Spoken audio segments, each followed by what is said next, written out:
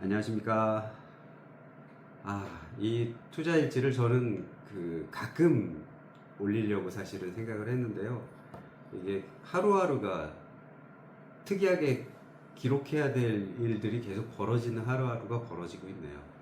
제가 미국 시장이 또 이렇게 충격적으로 연속 급락을 해가지고 많은 분들이 걱정이 있으실 것 같아서 저도 걱정이 많이 돼서 옛날 좀 생각을 하면서 옛날의 경험들 뭐 여러 가지 공부했던 것들도 있는데 특히 금융위기 때에 급락했던 시절에 대응했던 것들이 여러분들에게 도움이 좀 되지 않을까 싶어가지고 좀 그런 전반적인 얘기를 들려드리려고 이렇게 또 유튜브를 또 찍게 됐습니다.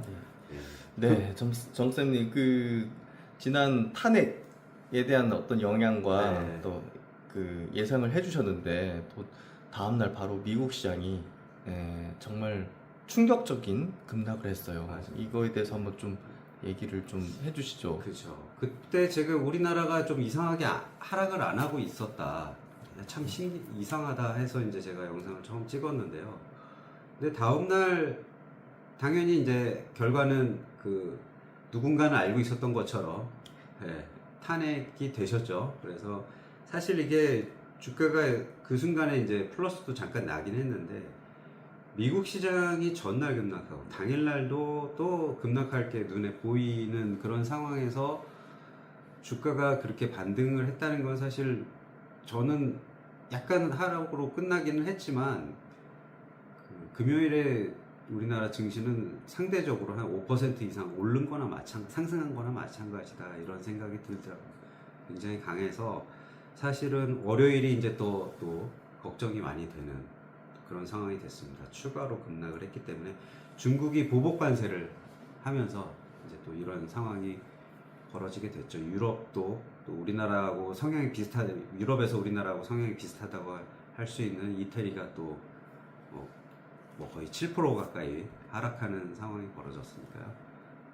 이제 이 증시 급락을 보면서 우리가 트럼프가 어떻게 했길래 이렇게까지 다들 전 세계가 깜짝 놀래서 이렇게 또 금융시장이 요동을 치나 하는 생각을 하시게 될 텐데 트럼프의 생각은 사실은 되게 단순한 것 같아요. 이렇게 위협을 해서 굉장히 위협적인 것들을 계속 제안을 하면서 결국에는 자기네 국채를 팔기 위한 그런 협상용으로 할 수도 있다라는 설도 있기는 한데 궁극적으로는 이런 리스크를 발생을 시켜서 안전자산으로 도피하게 만드는 거죠. 그래서 안전자산으로 도피를 하게 되면 특히 이제 대표적인 안전자산이 미국 국채잖아요. 그래서 국채에 올리면 국채 가격이 올라가게 돼 있습니다. 그래서 국채 가격이 올라가면 금리와 뭐 가격은 반대라고 그냥 보시면 되고 금리가 떨어지게 돼 있습니다. 실제로 이 국채 금리가 상당히 많이 떨어졌습니다. 주가 하락과 함께 국채 금리도 많이 하락을 했는데요. 그런 것들을 통해서 충분히 하락을 하게 되면 지금 또 뭐 연준에다 압력도 넣고 있죠. 지금 금리 하락을 해야 될 시기다. 파월한테 정치 그만하고 빨리 금리나 인하해라 뭐 이런 얘기를 하고 있는데요. 그런 것들은 계속 금리를 인하해서 리파이낸싱이라고 미국 부채를 다시 낮은 채권으로 대체를 해서 이자를 낮추겠다는 의미가 가장 크다고 생각합니다. 그게 트럼프의 궁극적인 목표인데 근데 지금 이렇게 하면서 중국도 관세를 올리니까 이제 이것들이 전 세계 소비에 악영향을 미칠 거다라는 생각을 많이 하게 되는 거죠. 그러면서 충격적인 그걸 미리 어떤 감지한 세력들, 미국의 그런 투자 세력들은 그런 것들을 과거 경험도 많이 있기 때문에 그런 것들을 미리 감지를 하고 선제적으로 이제 대응을 했다라고 생각이 듭니다. 그냥 떨어지는 게 아니라 이거는 하방 포지션을 구축을 한 상태에서 떨구는 듯한 어떤 그런 그렇죠. 폭발적인 하락인데요. 폭발적인 하락이죠. 그리고 뭐 베팅도 뭐 하방에다가 말씀하신 대로 많이 했죠.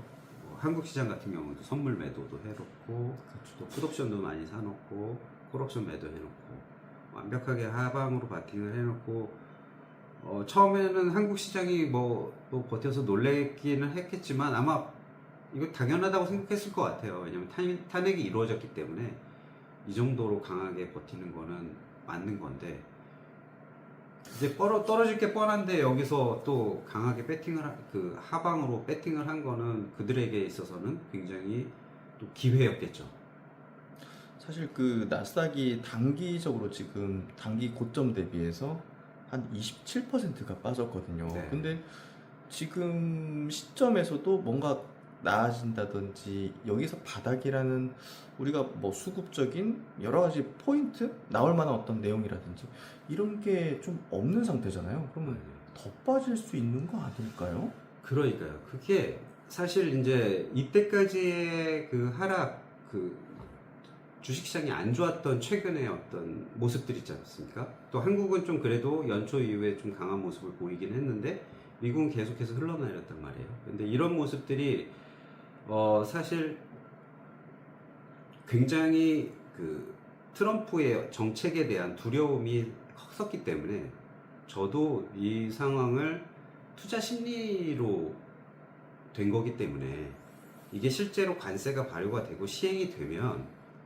그 다음에는 뭐 그렇게 했는데도 세상이 별로 안 망했다 그러면 투자 심리가 개선이 돼서 반등하는 국면이 나올 거다라고 개인적으로 생각을 하고 있고 아직도 사실은 그게 끝나지는 않았어요. 그 생각이. 그렇지만 미국의 그 충격적인 하락은 실행이 돼도 별로 좋지 않을 거다라는 걸 보여주는 거 아닌가라는 생각이 들어요. 그래서 추가적으로 하락할 수 있을까 이걸 생각하면서 사실 옛날 생각이 딱 나더라고요. 리만 사태 때 생각이 났었고 그때 이제 제가 대응했던 게 생각이 나서 이렇게 여러분께 말씀을 드리려고 그 경험들을 말씀드리려고 합니다. 근데 추가로 하락할 수 있냐? 리만 사태 때도 그랬어요. 리만이 파산한 게 2008년 9월 15일인데요. 그 이후로 그날도 충격적으로 빠졌다가 며칠 반등을 했습니다. 뭐 일주일 이상 반등을 했던 걸로 기억하고 있는데 그랬다가 그 이후에 한 3개월 동안 뭐 이유도 특별하게 없이 엄청나게 흘러내렸습니다. 한 30-40% 더 하락했거든요. 거기서. 그러니까 그런 상황들은 저도 지금 특별한 기억이 안 날 정도예요. 그냥 기억이 하나 나는 거는 뭐 AIG나 뭐 이런 것들이 추가적으로 하락할 수 있지 않겠냐 하는 두려움들, 다른 금융기관들의 연쇄적인 파산이 있지 않을까 하는 두려움들이 있었었고, 그걸 이제 끝낸 게 AIG를 미국이 이제 인수를 하면서 미 정부가 이제 인수를 하면서 아마 끝났던 걸로 생각을 하고 있고, 그 심리적인 불확실성이 다시 지배했던 것 같아요. 그러니까 우리가 이게 관세가 시행이 되고 난 다음에 이제 별일 없네 이렇게 생각할 수도 있고 그렇게 해서 반등을 할 수도 있을 것 같아요. 그렇지만 실제로 시행이 되는 와중에 이거 실물에 영향 주는 거 맞네 라는, 소비가 둔화되네, 급감하네, 그런 것들이 나올 수가 있습니다. 그렇게 되면, 그런 게 투자 심리에 영향을 미치면 지난 목요일 금요일에 미국 시장 하락은 약간의 전조 증상일 수도 있다 볼 수 있습니다. 약간 반등 나도 다시 또 무너질 수 있는 수 있을 것 같아요. 예전에 뭐 역사가 반복되는 건 아닌데 그런 패턴이 또 나와 준다면 다시 한번 이제 저는 실물 경제가 영향을 미치는 거를 가장 두렵게 생각을 하는데 그거는 굉장히 서서히 미치기 때문에 장기간에 갇혀서 흘러내리거든요. 근데 투자 심리의 영향을 받아서 하락할 때는 지금처럼 수직 낙하를 합니다. 근데 이게 투자 심리에 의해서 하락한 거기 때문에 반전할 때도 사실은 V자 반등이 나오기는 해요. 이거 투자 심리를 반전만 시켜주면. 막말로 트럼프가 반전시킬 수도 있어요. 당장 뭐 관세에 대한 얘기를 다시 또 유화적으로 한다든지. 그래서 사실 지금 우리가 분하기는 하지만 트럼프 마음대로 할 수 있는 세상이 되어버린 거예요. 그의 뜻대로 금리도 그렇게 추락을 하고 있습니다. 주가만 추락하는 게 아니고. 리만 때 얘기를 한번 좀 자세하게 들려주시겠어요? 네. 그때도 이제 펀드 매니저 하시면서 이제 대응을 하셨을 거 아니겠어요? 그렇죠. 그래서 예. 오늘 말씀드리려고 이렇게 제가 하는 내용의 핵심적인 거고, 그때 경험이 제가 사실 그 대한민국 펀드 대상을 받았던 수익률이 2009년 그 제가 운용했던 펀드 수익률이었는데요. IT를 중심으로 좀 그 공격적인 성장주 투자를 하는 펀드였었고, 2009년의 수익률은 115.5%로 이제 한국 전체 펀드 7천 몇백 개 중에서 1등을 해서 제가 그때 그 펀드 대상을 받았었는데, 사실은 저는 그때보다 더 되게 잘했던 대응이 그 2008년에 금융위기 때 했던 대응이었더라고 아직도 생각을 하고 있어요. 그래서 그때 수익률은 정확하게 사실 기억은 나진 않습니다. 제가 어디 기록은 해놨었던 적이 있는데, 아마 그 해에 10% 펀드 수익률 자체가 2008년에 마이너스 10%가 안 됐던 것 같아요. 주가는 뭐 거의 5, 60%가 빠졌는데 펀드 수익률은 마이너스 한 10% 정도 내외였던 걸로 기억하고 있습니다. 그래서 그때의 기억이 왜 중요하냐면, 그때 제가 어떤 행동을 했어요. 그 평소에 저답지 않은 그냥 어떤 행동을 갑자기 하게 됐는데, 그 행동이 그 다음에 수익률이 급등하는데 큰 영향을 줬던 것 같아요. 나비 효과로 인해서. 그 행동이 뭐냐면, 리만 사태가 딱 터지고 리만 사태 터지기 전까지 수익률은 계속 흘러내렸었습니다.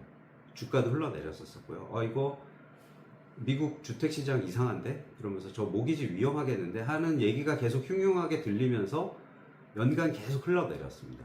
그러다가 결국에 리만 브라더스라는 전통 있는 회사가 9월 15일 날 파산을 하게 돼요. 근데 그럼 상당히 긴 기간이에요. 9개월간 흘러내릴 동안 포트폴리오를 그렇게 바꿀 생각을 못했어요.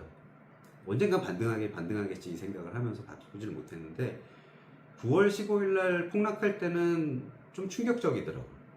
그래서 그 짐을 싸고 거의 울면서 나가는 직원들을 보면서, 저 사람들 고액 연봉자들이었을 텐데 저 사람들이 소비 안 하면 진짜 소비 주는 거 아닌가? 이 생각이 들면서 실물 경기에 영향을 줄 수 있겠구나, 이 생각을 하게 됐고, 그래서 그때 과감하게 결단을 내렸어요. 포트폴리오를 IT 중심으로, IT가 거의 60, 70% 들어있는 펀드예요. 근데 그때 제일 큰 타격이 우리나라 수출주들 다 제일 큰 타격을 받았거든요. IT부터 시작해가지고 자동차 이런 것도 엄청나게 폭락을 했는데, 가장 많이 있었던 삼성전자, LG전자, 하이닉스, 이거를 거의 다 매도를 했습니다. 사실은 지금이 매도하기에 늦지 않은 시점이다 이렇게 말하면은 정말 충격적인 얘기일 수도 있는데, 이렇게 빠졌는데 손실도 많이 보고 계실 텐데 저도 그렇고요. 근데 그런 생각을 하게 된 게 그때도 그랬거든요. 지금 이미 연초 대비해서 30, 40% 빠졌는데 내가 이 행동을 해야 되나? 근데 앞으로가 더 안 좋을 것 같아서. 하지만 고객들이 자산 배분을 해서 주신 거였기 때문에 저는 이 자산을 현금으로 갖고 있을 수는 없었어요. 충실한 펀드 매니저로서 의무를 다하려면 계속 주식 포트폴리오를 운용을 해야 되거든요. 그래서